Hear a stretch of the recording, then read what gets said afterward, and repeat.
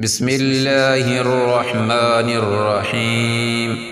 السلام علیکم ورحمۃ اللہ وبرکاتہ۔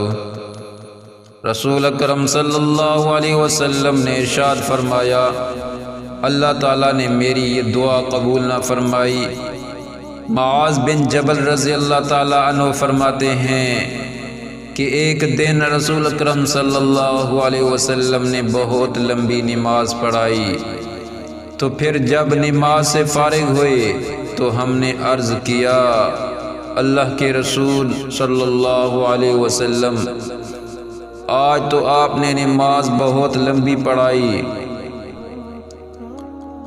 آپ صلی اللہ علیہ وسلم نے فرمایا، آج میں نے رغبت اور خوف والی نماز ادا کی۔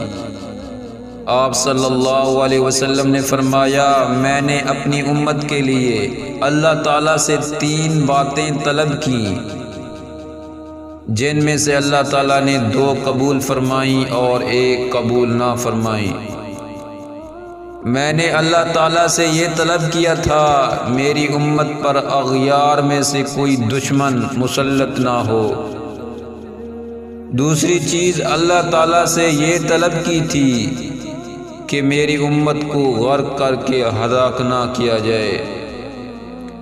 تیسری دعا یہ تھی کہ میری امت آپس میں جنگ و جدال نہ کرے، تو اللہ تعالیٰ نے میری یہ دعا قبول نہ فرمائی۔